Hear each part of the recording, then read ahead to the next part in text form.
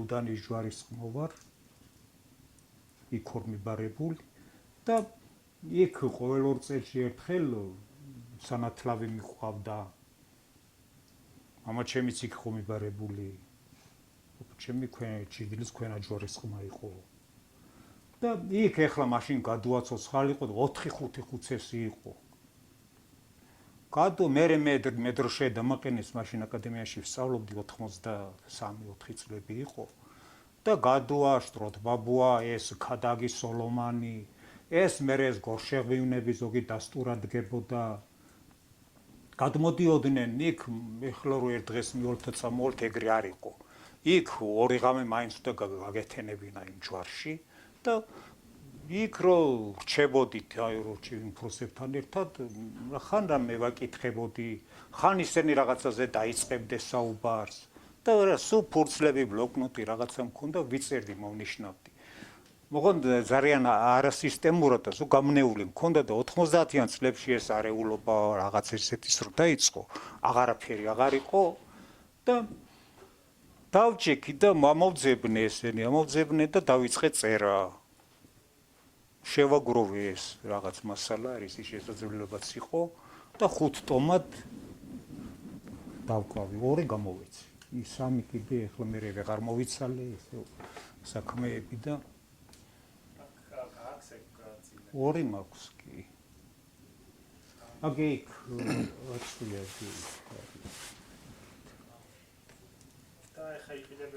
არა ეგენ ძალიან ჩემი ხარჯით გამოვეცი პატარა ტირაჟებით და ისე ვაძლევდი ხო დიდი ხნის წინ ეგ მონი 10-15 წელი რაც მაგას ინფორმაციას ნაკოლია ამაში პარლამენტის ბიბლიოთეკაში მე მგონდა რაც ნახე რა საინტერესო რაღაცები წერილში ისეთი არის რა ვისაც ხევსურეთი აინტერესებს მაგ ხუთომეულში არის ხევსური ეროვნული გმირები თუ რაღაც ეს ხო ეგ გამოცემული მახსოვს ისთან ნახეთ ეგ მაქვს და ის კიდე ხევსურების ისტორიული თავგადასავალი ეგრე დავარქვი მე ეს ხალხური მასალები რაც იყო ამ კვლევარების მიერ შეგროვილი ჩემი მიერ შეგროვილი მე ვადარებდი ამას ამ ხალხების სიტყვიერებას ისტორიულ წყაროებს და ბევრს ერთოს რაღაცას პოულობდი რა და პარალელურად ისინი აღწერი რას ხევსური მთქველი ამბობდა რას ისტორიული წყაროები და ოღონდ ერთი რამეა რომ ერთ ამბავს აი დაუშვათ ყორშაში სხვანაირად ყვება გახვალ იქით ბარისახოში ჩივილში თუ ბუჩუქურთაში იმ ამბავს მეორე მთქმელი ცოტა სხვანაირად ყვება ლექსსაც უკვე ხალხური ლექსი არის ან თავად ამატებენ რაღაცას ან აკლებენ ეხლა ჯერ ხდება საერთოდ გადმოცემებში ზებირ სიტყვიერებაში ეგრეა ჯერ ახლა ისტორია ისედაც არაზუსტი მეცნიერება და ხალხური სიტყვიერება კიდე რა უნდა მოსთხოვ წერა-კითხვა არ იცოდნენ და რასაც დაიბახსოვრებდნენ იმას შეიძლება ალამაზებდნენ შეიძლება ზოგი აბიცებოდა ხუთსობა და თიშმსახურება ანუ ქრისტიანული ელემენტებიც არის და წარმართულიც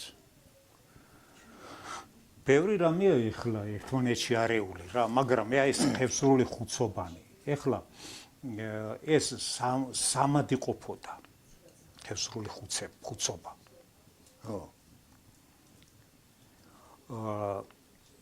შესახელება ხუთსობანი და მერე კურთხევანი დიახ ხუთსობა უკვე ხმისგატევით ხო და მერე კურთხევად მააყოლებდა და ამ კურთხევაში ეს სახარებისეული რაღაცები არის ბიბლიური რაღაცები არეული ფრაზებია კი ერთმანეთთან რა არამერი კავშირი არ აქვს ჩვენ ხარეს არ იყო ხო თქვენთან არ იყო ეგ აი თორე ხუთსობით ახლა მე რომ ასოს თავიდან სუპერელი ვაჟიათი მე და მინდიკაური იმღერსო მეგონ ბალს რა იქ ეგრე იყო კაცო მას დიდი ნიჭი ქონდა აი სამასასრულებერან ტექსტებს სალოცავში ათენგენაში დავდივდით ყოველ წელი გამოშვებით დედაჩემთან ერთად მე როსტომა იყო ჩვენი პაპა შავრუმად გაბრიელი ბაძია მოკლედ კი კარგი ხუცისები იყვნენ და ხუთსობა იყო ჯვარისა და იყო სულის ხუთსობა კიდევ ამ სულის ხუთსეს ჯვარში ხუთსობა არ შეეძლო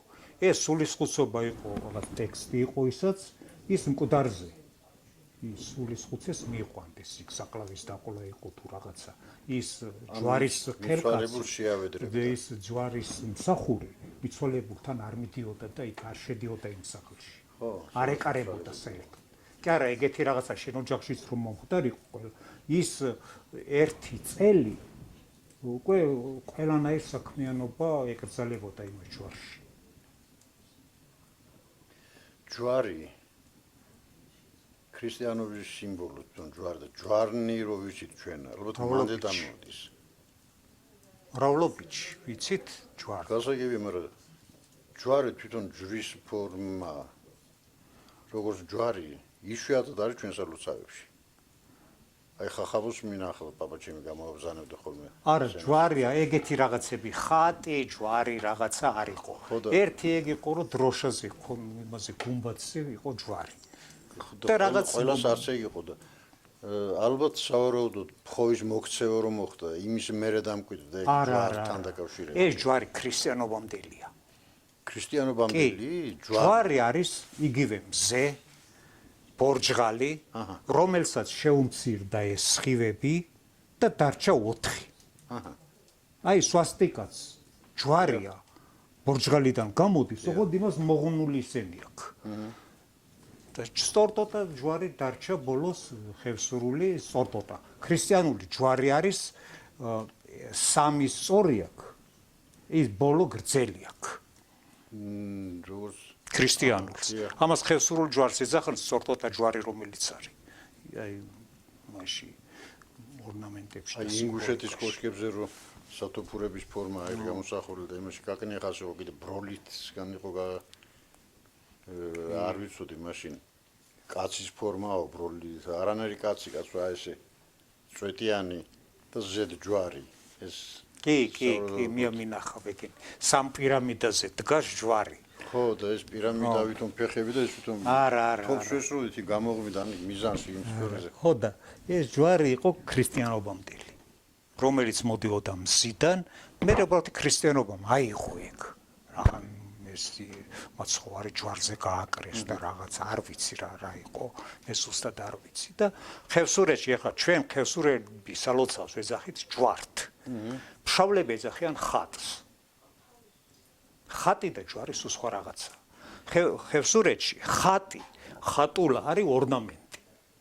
და ხატვა და ჯვარი ფორმის რაც არის ხატი ან ხატი ხუტა ხო ხატულანი ხუთხატა სამხატა ხატის ხატა ორნამენტებია ორნამენტ აი როგორც ეხლა ფშავლები რო ხატს ეძახიან ხევსურეთში სიტყვა ხევისბერი არ არსებობს არც ხო არც ხევისბერიც არის ხევისბერიც და დაჟე თავხევისბერიც კი და ალბათ მოხევეებში იქიდან მოხევეებში მთიულეთში და მანდაც ეგ ახლა სადაც ეს საერო ცხოვრებაში ერეოდნენ თავადები და საერისთავო იყო ეს მთიულეთი გუდამაყარი ხევი საერისთავში შედიოდა ჩვენ არც ერთ საერისთავში არ შევდიოდით და ისე დამკვიდრდა ეს და ამიტომ ეს ხევისბერი იყო საერო პიროვნება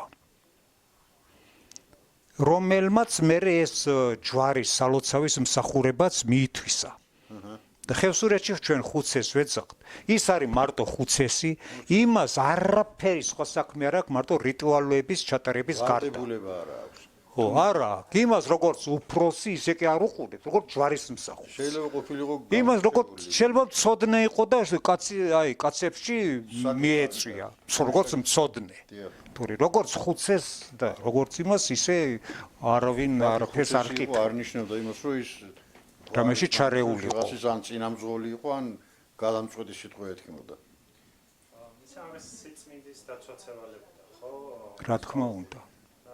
თავისთავად ეხლა ეგენი ხუცესი და დაჟე დასტურიც კი რომ ვინც უნდა ჩაატაროს და ხუცესებს განსაკუთრებით თავისი ის ქონდა სასოფლო საერთო სასოფლობისაც არ გაიგო ხალდი დრო ან დადიოდა აი ეს წესები რა იყო რა ევალებოდა მაგათთან როგორ ემზადებოდნენ ეგენი ცალკე ცხოვრობდნენ ცალკე ტახტი ქონდა ცალკე საძინებელი ცალკე იყვნენ. მერე ჯვარს კიდე ჰყავდა მჭედლები, ჯვარის მჭედელი, რომლებიც ასევე ჯვარს ემსახურებოდნენ და იქ ჯვარისთვის ამზადებდნენ რაღაცა ისედაც სამეურნეო თუ საბრძოლო იარაღებს რომ ამზადებდნენ, ისინი წმიდობდნენ. და იმ სამჭედლოს თურმე ფარდაკი ჰქონდა ჩამოფარებული, რომ იქ უცხოს არ შეეხედა და ქალის გავლა იქ არ შეიძლებოდა საერთოდ.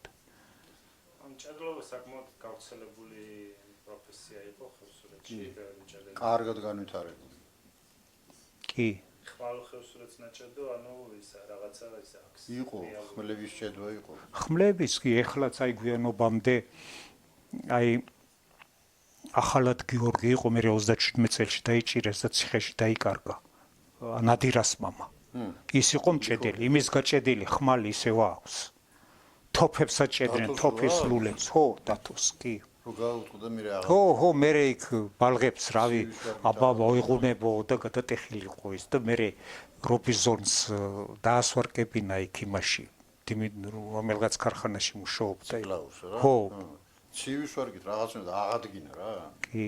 ძალიან რელიკვია. თოფის ლულებსაც ჭედრენ, აი სამნა ყოფილა ქბოსტელი ბურდული. იმას თოფის ლულებიც უჭედია.